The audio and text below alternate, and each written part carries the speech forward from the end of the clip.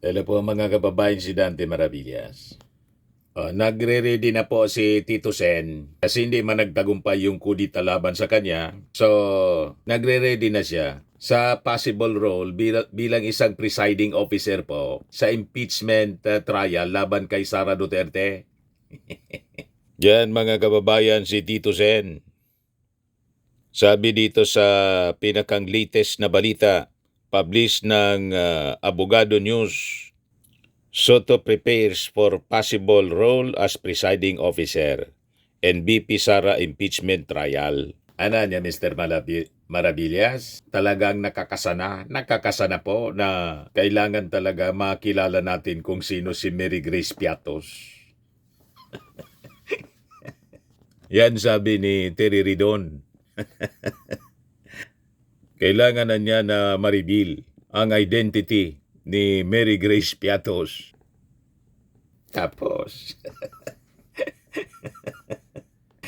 ngayon, nag-deny yung abogado niya, no, si Michael Poa. Wala man na niya kaming sinabi na parte ng aming defense, yung patutunayan namin kung sino talaga si Mary Grace Piatos. So talaga pong mahirapan sila. May lumabas kasing balita mga kababayan na parte ng defense, i-reveal na ang identity ni Mary Grace Piatos. Biglang nag-deny si Michael Pua. Wala man na niya kaming sinabing ganyan. Yan o. Wala man na niya kaming plano na i-present si Piatos sa impeach proceedings. Identity reveal, mga kababayan. Akala ko ba nagyayabang si, sabagay, wala na din. Nagtago ng tuluyan. Si Bato de la Rosa. Sa dabawan niya, maraming Piatos. Bangka yung Piatos po sa tindahan. Marami daw na pamilya Piatos sa sa Davao. Sabi ni Bato de la Rosa. Sa interview ni Karen Davila po, mga kababayan. Sabi yung Piatos, nasa insult na pakayaman ng mga Piatos sa Davao. Ang lalaki ng lupa ng mga Piatos sa Davao. Anong masasabi niyo sa paggamit ng confidential funds ni VP Sara Duterte? Tama o mali? Well, since it's confidential, bahala sila kung paano nila gamitin yan. Basta, hindi nila ibulsa. Yun lang sa akin. Kung ginamit Yan nila ang yung problema. justify nila, may Patunayan ninyo, hindi binulsa. Ang lalaki daw ng pamilya Piatos sa Davao. Sabi ni Bato de la Rosa. Kaya siguro, wala daw plano na i-present ang Piatos sa impeach proceeding, sabi po ni Michael Poa. Yan. For clarity, this is inaccurate. I've not made any such statement, nor have I confirmed or announced any such course of action, sabi po ni Poa. He then appealed to the media to avoid attributing statements or positions that were never made in the interest niya of a fair public discussion. Ipinipilit po ni Terry Ridon. Kailangan na niya tanggalan natin ng maskara si Piatos.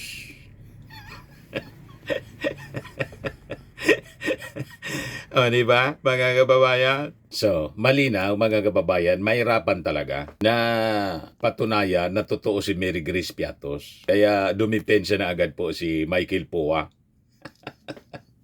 Ngayon, going back doon sa sinabi, sa balita, na ready na po si Tito Sen sa kanyang possible role bilang presiding officer po sa impeachment trial. So, nakikita siguro po ni Tito Sen, matatransmit, magtatagumpay po na ma-impeach si Sara Duterte for the second time around sa Kongreso. So sabi ni Tito Sen, the Senate niya is always ready because this is part of our job. It is included in our rules. Iyan kung siya pa yung hindi siya makukudita. Kasi sabi po ni dating Senate President Franklin Drilon, malamang niyang walang matuloy na impeachment trial pag mapalitan si Tito Soto bilang Senate President.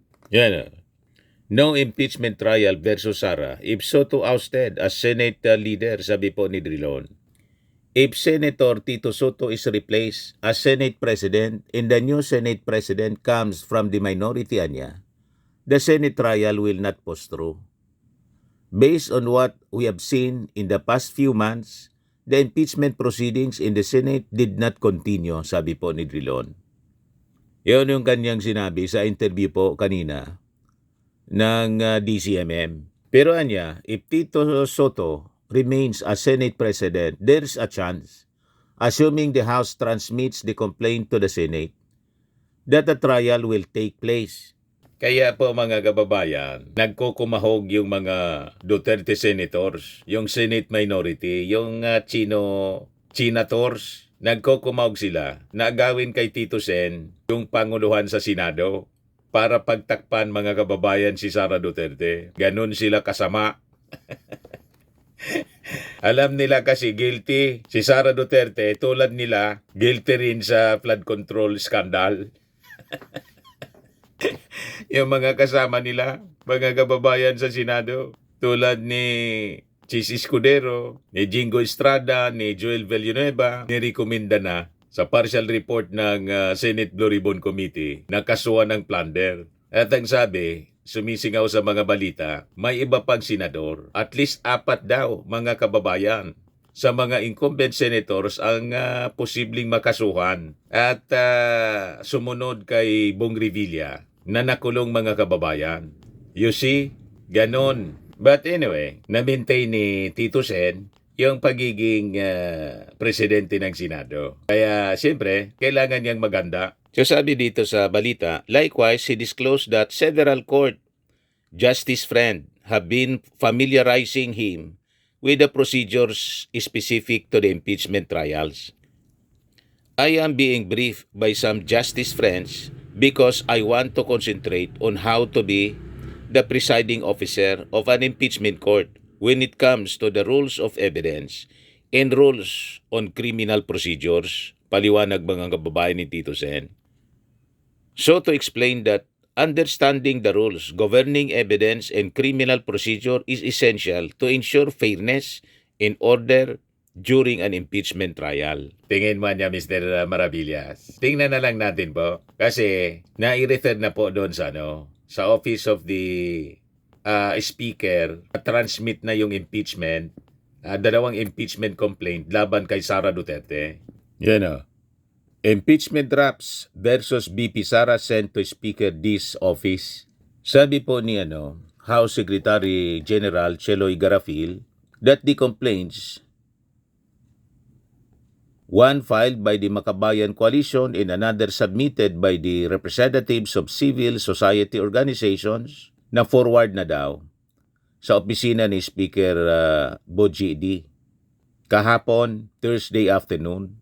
So sabi ni Garafil, the transmission followed the receipt and verification of the impeachment complaints and their accompanying endorsements. After completing the required administrative checks, the Office of the Secretary General forwarded the documents to the Office of the Speaker for appropriate action in accordance with the House procedure, sabi po ni Garafil.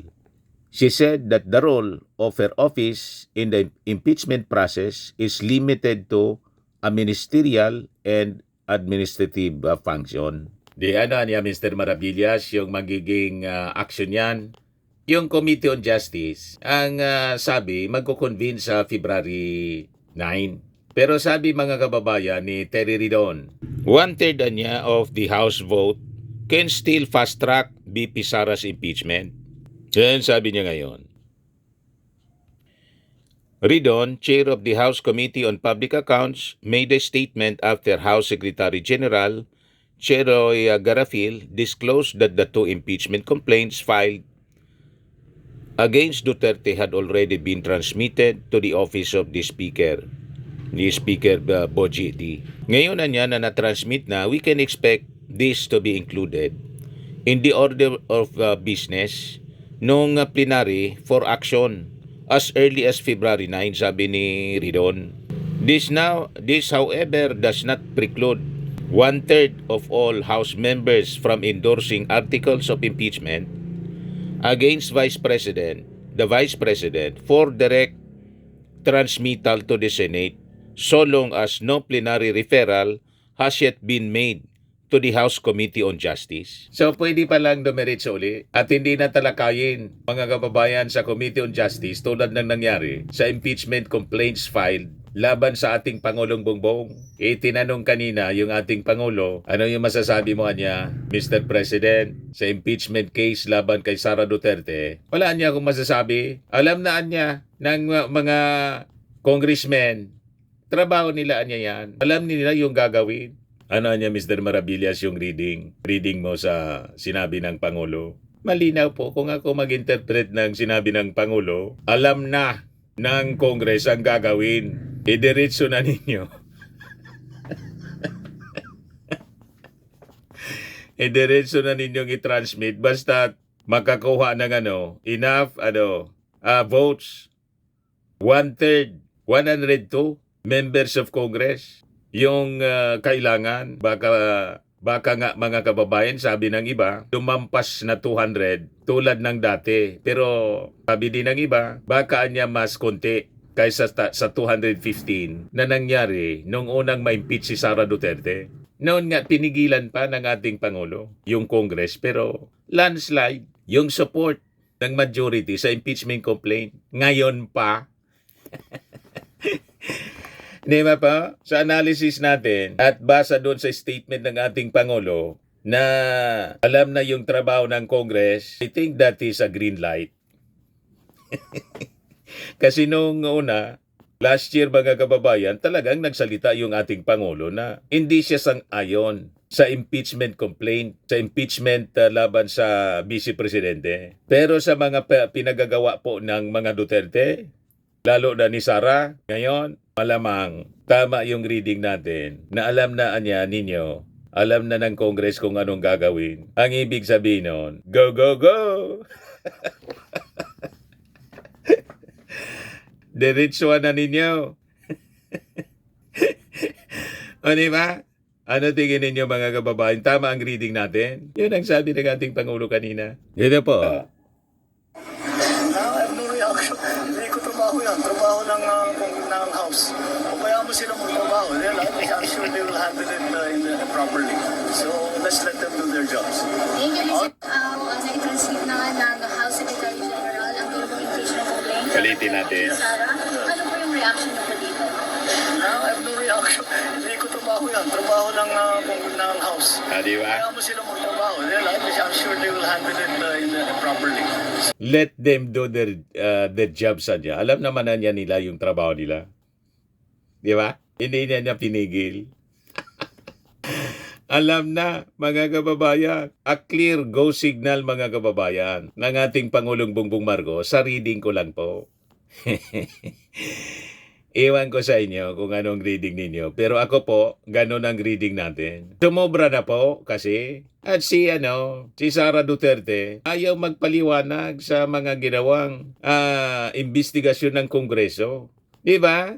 Ayaw niyang ipaliwanag kung paano ginastos yung pondo ng bayan. Kaya importante talaga si Sara Duterte isalang sa trial, sa Senate impeachment trial, para ipaliwanag, i-reveal finally ang identity ni Piatos, ni Mary Grace Piatos. Di ba po? O ngayon, si Committee on Justice Chairman Beatrix Luistro, sabi niya, pa-actionan agad itong impeachment complaints laban kay Sara Duterte. So, pabibilisin po yung proseso. Yan sabi dito, I assure to the Filipino people na kapag dumating na yan sa amin, sa Justice Committee, we will take the immediate action, sabi ni Luistro. Pero sabi naman ni, pag hindi pa niya na-refer, sa plenary niya, sabi ni Terry Ridon, by 1/3 vote, direkta na siya na pwedeng i-transmit mga kababayan sa Senado for trial. Yan This, however, does not preclude 1/3 of all House members from endorsing articles of impeachment against Vice President the Vice President for direct transmittal to the Senate. So long as no plenary referral has yet been made to the House Committee on Justice. So sabi dito sa balita, the House of Representatives hold sessions from Monday to Wednesday except on holidays. Under the House rules, this office has 10 session days to include the impeachment complaints in the order of business of the plenary, after which shall be referred to the House Committee on Justice within 3 session days. Yung Justice Panel naman, mayroon siyang 60 session days para sa deliberation and determine whether the complaints have probable cause and to recommend to the plenary whether they should be transmitted to the Senate for an impeachment trial. So yun ang babantayan natin mga kababayan sa Monday kung i-refer pa sa Justice Committee ng plenary o ito ay diretso na kung makakakuha na ng 1/3 vote, diretso nang itatransmit mga kababayan sa Senado for trial. Di ba? Sa mga paiwatig mga kababayan, nagre-ready na si Tito Soto na maging presiding officer, mag-preside sa impeachment trial. Malinaw na hindi na ito patatagalin mga kababayan. Kukornerin na talaga si Sara Duterte. Kakantuhin na. Di ba, mga kababayan? I think maiba ang takbo hanggat si Tito Soto, mga kababayan, ang Senate President. Tingnan natin kung paano mag-behave sa liderato ni Tito Sen, itong mga senador, kung uubra po yung tulad ng ginawa nila nung previous impeachment case na imbis mag-trial po in-archive. Yun mga kababayan ang nakakalungkot. Importante talaga po na maisalang sa trial si Sara kasi binaboy niya yung Congress. Hindi man siya magpaliwanag. Napaka-arrogante pa ang humarap sa Kongreso. Di ba? Ganon din yung nakita ni Professor Edmond Tayaw sa pag-ugali ni Sara Duterte. Pakinggan natin yung interview kay Professor Tayaw, mga kababayan ng ANC. It does has to be convincing to the public. Hindi na po pwede yung political lang. Kung natatandaan natin yung nangyari doon sa ayaw buksan na envelope ng Senado nung impeachment ng dating Pangulong Erap, anong nangyari? No? Nagkaroon ng EDSA 2. Kaya hindi pa nagkakaroon ng EDSA kasi wala pa namang convincing action on any part of either House of Congress, no, nor of any heavyweight political figure. Now, also, let me say that if you're an experienced politician, you would know that history is very much a good reference, especially when it comes to politics. Hindi ba natin nakalimutan na ba natin na nung tumakbo ang dating speaker Manny Villar, number 1 siya palagi sa survey? Anong nangyari? Hindi ba natin nakalimutan na ba natin na bago tumakbo sino ba ito? Mar Rojas was also used to be number one. Si Erap Estrada, for example, no? A former speaker Jose de Venecia was touted to be the administration candidate, no? Pero anong nangyari?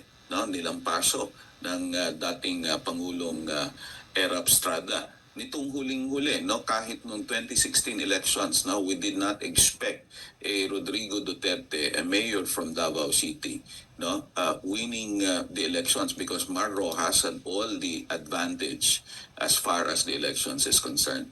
And noong 2010, for example, why other candidates led the surveys way before the elections is because the late President Noynoy Aquino announced his candidacy late in the day.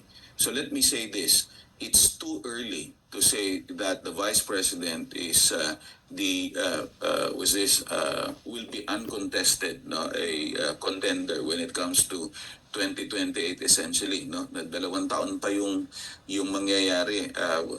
Either magkaroon ng black swan yan or in other words hindi nakakasiguro si Sara. something Sabi nila unexpected leading happens ngayon.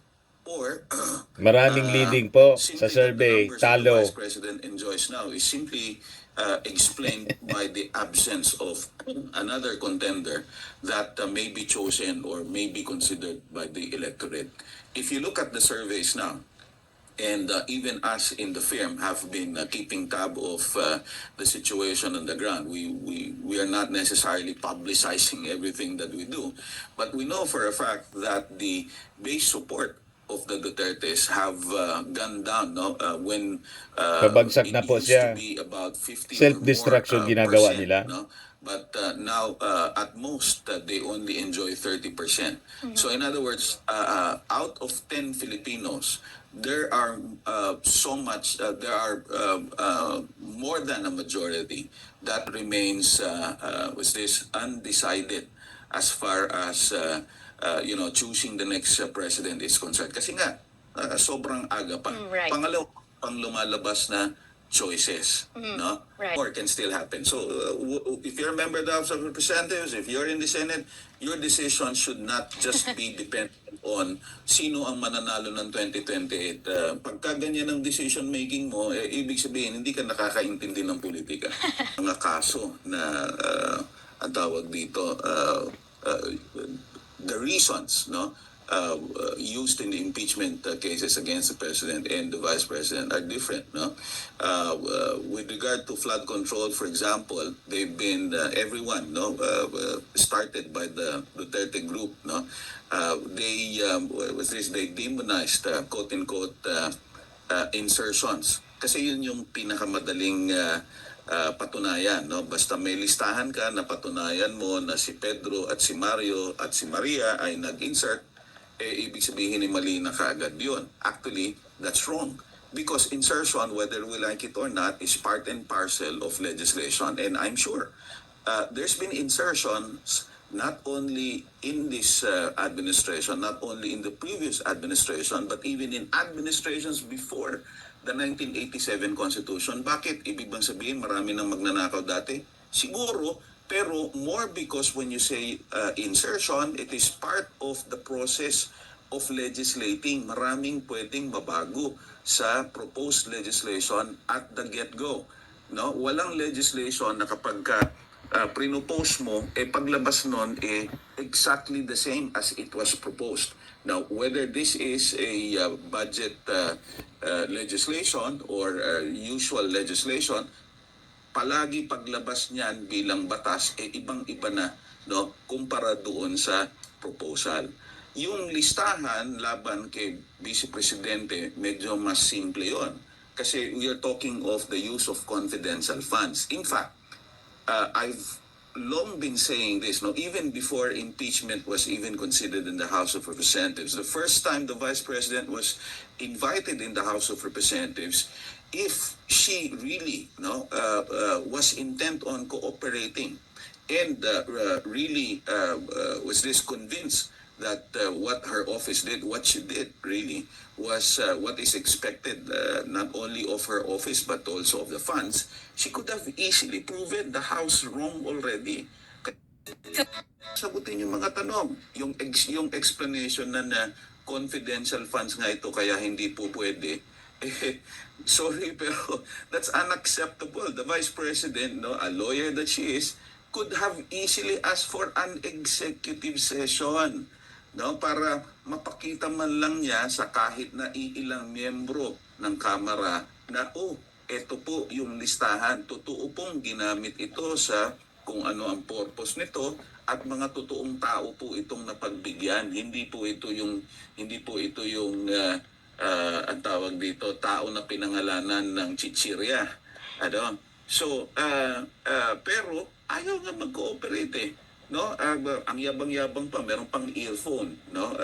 So, sa madalit sabi, even if you are anyone in the House of Representatives will not only feel slighted, no, by that action. No? It would seem that apart from the disrespect, it clearly shows that the Vice President really didn't have any plans on answering, no, clearly whatever was ask of her. She didn't answer anything about the use of the confidential funds, nor did she answer any other question. If I remember it right, no, at the outset of the public hearings that she attended before, sinabi niya na kaagad na wala ho akong sasagutin dyan at ang sasabihin ko lang, nasagot na at naisubmit na sa inyo. Right. Ayan mga kababayan, importante talaga dumaan sa impeachment trial itong si Sara Duterte. Napaka-arugante. Feeling niya, yung ginagastos niyang pera mga kababayan, sarili niyang pera, hindi pera ng bayan. Napaka-arugante. Mismo yung si Professor Tayaw yung nagsabi. Kasi yun man talaga po yung nangyari doon sa investigasyon ng Kongreso.